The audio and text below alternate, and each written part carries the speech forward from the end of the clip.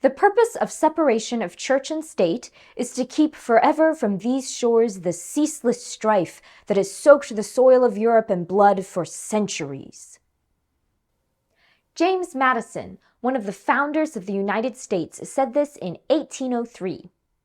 What do you think he meant to say here about the relationship between religion, politics, and conflict? Do you agree with him? If you've had a chance to take Mia's world history course, then you probably saw that there were numerous conflicts throughout Europe and the rest of the world that were, at least on the surface, religiously motivated. The founders hoped to avoid these conflicts, but they also understood that religion and religious freedoms were important to a young country's political, economic, and social development.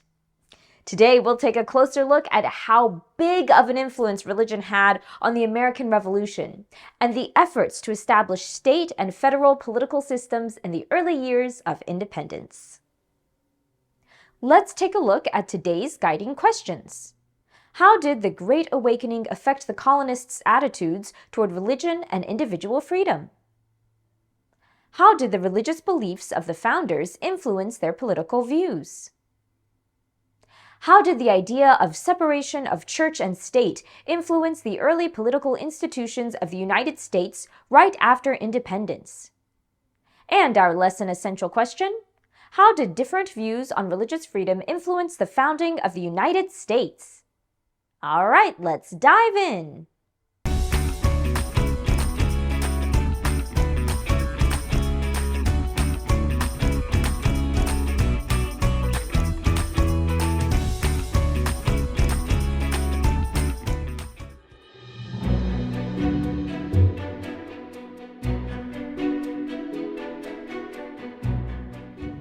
As we mentioned in our last lesson, many settlers came to the American colonies to seek refuge from religious persecution in their homelands.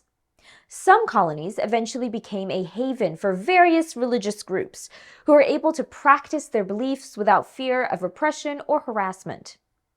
Some colonies eventually instituted a lot of rules limiting religious freedom, while others were more tolerant.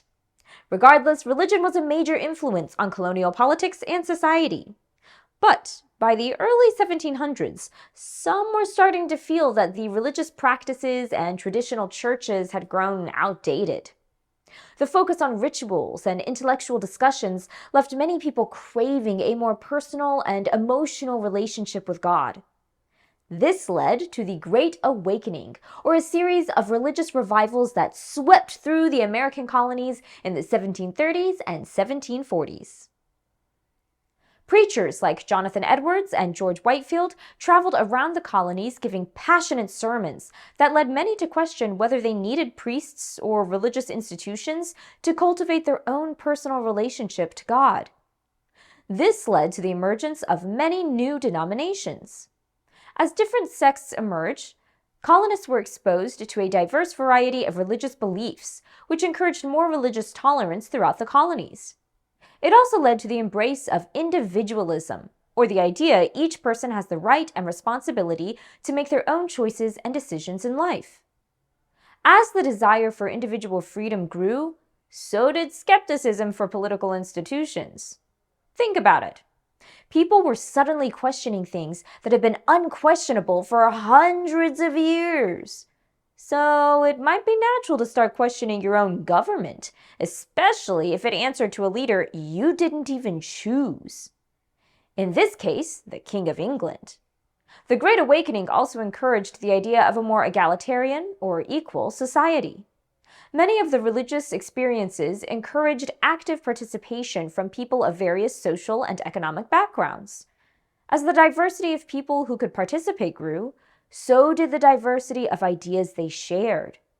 This surge in skepticism, individualism, and religious diversity that came with the Great Awakening led to changes in how American colonists saw themselves and related to one another. And with growing discontent with British rule, it only fueled the desire for self-governance. By the time the revolution began, the ideals could be found across much of the rhetoric being used by the founders, and could even be found in important documents like the Declaration of Independence and the Constitution, which we'll get to in our next section. Let's review for a moment. How did the Great Awakening affect the colonists' attitudes toward religion and individual freedom?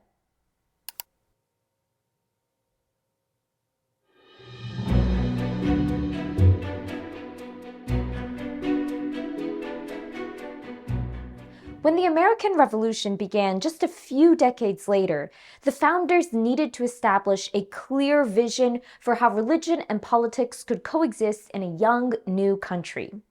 The men themselves had a wide range of religious beliefs, yet each shared a similar vision for religious freedom. Thomas Jefferson was a deist, or someone who believed in a supreme being that created the universe, then left it alone. These beliefs were often supported with reason and observations of the natural world rather than religious texts and doctrines.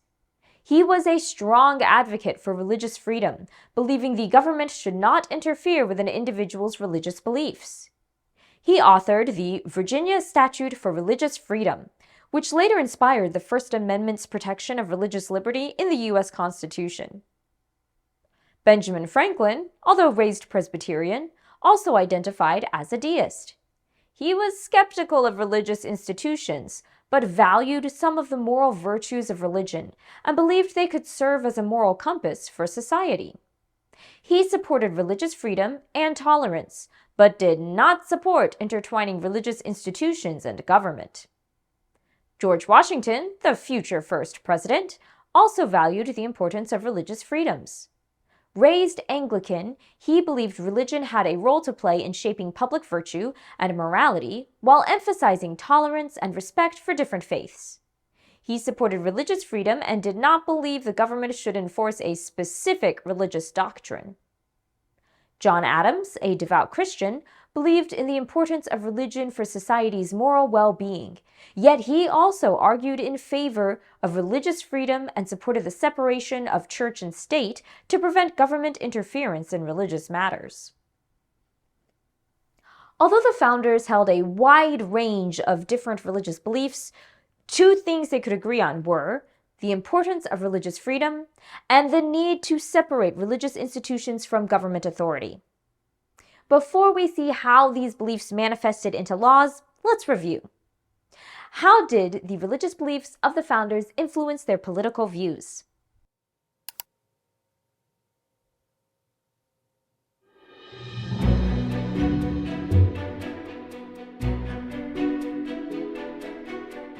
The idea of the separation of church and state was one of the few issues that the founders could agree on, and it came to play a major role in the formation of early political institutions after American independence. In the years following independence, several states moved to disestablish their official state churches and institute a clear separation of church and state. For example, Virginia passed the Virginia Statute for Religious Freedom. Written by Thomas Jefferson and enacted in 1786, it prohibited the government from favoring a particular religion or establishing a state religion, while also protecting individual religious freedoms. Virginia wasn't the only one. The Pennsylvania Constitution of 1790 also guaranteed the freedom of religion and right to worship, while declaring that the government could not give any preference to any particular religious faith as well. In fact, many states adopted provisions in their constitutions that guaranteed religious freedom and prevented state governments from favoring or establishing an official religion. It wasn't just an idea represented in state constitutions, but in the federal constitution too. For example, in Article 6, it explicitly states that no religious test shall ever be required as a qualification to any office or public trust under the United States.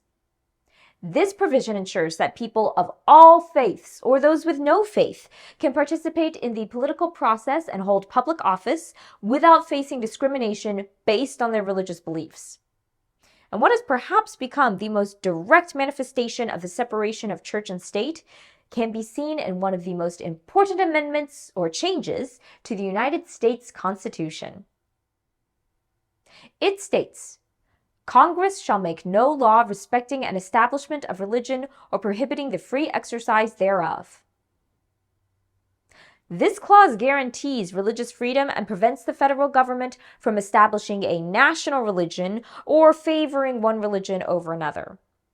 It's a clause that we'll address many times throughout this course, as it's been referenced in legal battles regarding some of the most important societal issues in American history. As you may have noticed, the idea of the separation of church and state played a crucial role in shaping the early political institutions of the United States after independence. It also helped establish the foundational principles of religious freedom. Both of these have become central tenets of American democracy. Let's review one last time.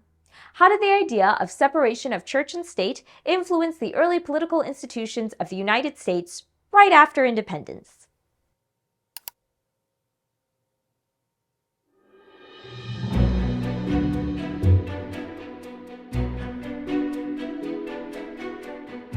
What do you think? Do you believe religion and politics can coexist peacefully? Or do you think it naturally leads to conflict among groups with different sets of beliefs? Take note of your answer now, because it may change as we continue to examine this complicated relationship during our journey through U.S. history. Until next time, keep making history. Hey!